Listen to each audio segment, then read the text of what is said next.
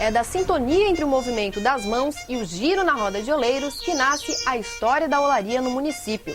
Apesar da falta de documentos sobre o assunto, relatos de moradores apontam que foi no século XVIII que açorianos trouxeram essa arte para São José da Terra Firme.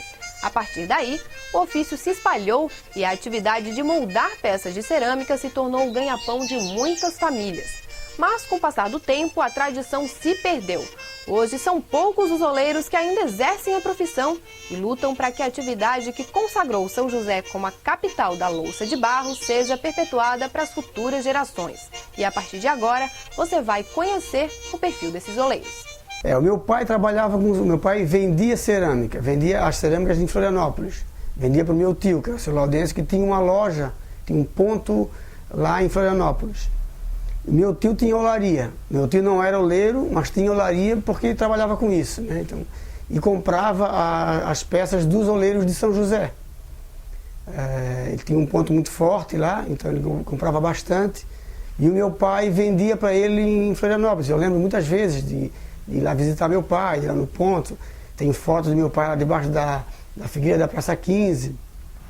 Então a gente conviveu com isso desde pequeno, né? E até mesmo com o uso das peças em casa, porque na época era muito comum o uso das panelas de barro, fogão a lenha e tudo, né? Então eu cresci com isso. E nesse período em que a olaria chegava ao seu auge, o município ainda não acompanhava o desenvolvimento da tradição. Com as estradas precárias, o transporte das peças era feito pelo mar. As canoas cheias de cerâmica saíam de São José rumo ao mercado público de Florianópolis, onde eram comercializadas por pessoas que compravam dos oleiros e vendiam na capital. Então era interessante para os oleiros, porque o oleiro ele não tinha essa visão de mercado. Ele era um artesão. A função dele era produzir, era trabalhar em casa. Ele não queria ter que ir lá vender. Então, o importante era a função dessas pessoas que revendiam, porque eles garantiam toda a produção dos oleiros.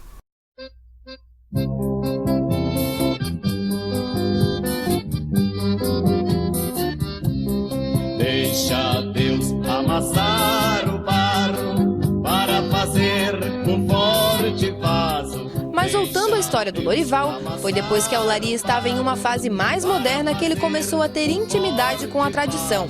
Apesar da convivência com o pai e o tio, a vontade de trabalhar com argila despertou aos 40 anos.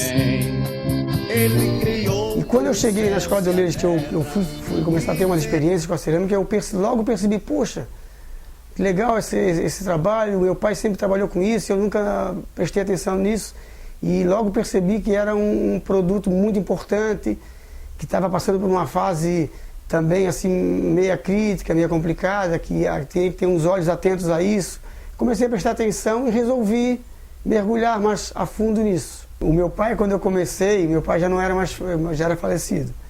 Mas o meu tio achou muito interessante, ele nunca, assim, até não imaginava que a gente ia querer fazer isso, até porque por considerar essa profissão uma profissão de um nível social muito baixo, né?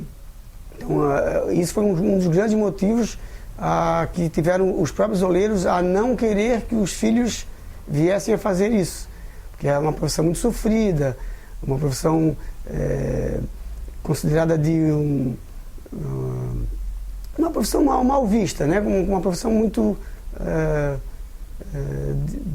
de pessoas de baixa formação, né?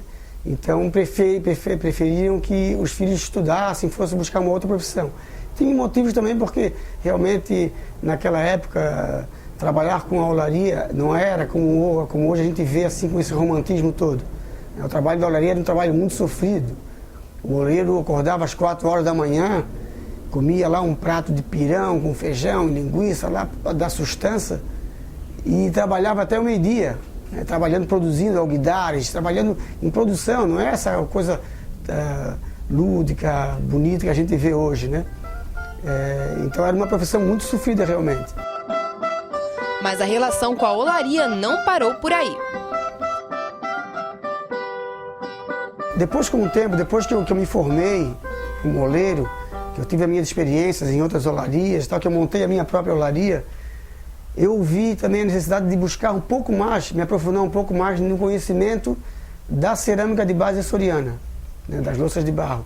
Eu escrevi um projeto para o Fundo Cultural e esse meu projeto foi aprovado. Então eu fui fazer um trabalho de pesquisa no arquipélago dos Açores, fazer um mapeamento de todo o trabalho, de como está esse trabalho nos Açores, de onde a gente veio, né? E fiquei 3 meses trabalhando lá em várias ilhas nos Açores. Acabei descobrindo, eu pensei que eu ia chegar lá e encontrar várias olarias, ia ter uma experiência enorme com os oleiros, e acabei descobrindo que só tinha uma olaria tradicional na Ilha Terceira. Encontrei com outros oleiros, mas já aposentados, já que não trabalhavam mais.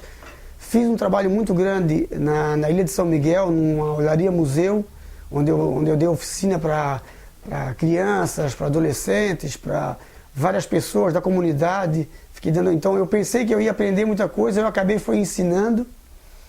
Então descobri, de lá é que eu vi que o que aconteceu lá está acontecendo em São José também. Mas nós temos ainda tempo de salvar ainda melhor isso, graças à Escola de Oleiros, que se mantém já há 20 anos, há 21 anos, a Escola de Oleiros vem mantendo esse trabalho. Então, quando eu cheguei dessa viagem, eu já vim com o propósito de formar, de trabalhar um pouco mais com isso, formar mais novas pessoas.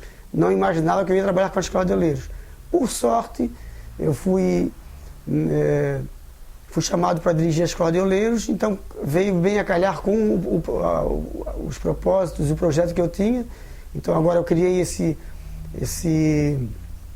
curso, um curso de formação profissional de oleiros, né, que começou a partir desse ano, no início do ano.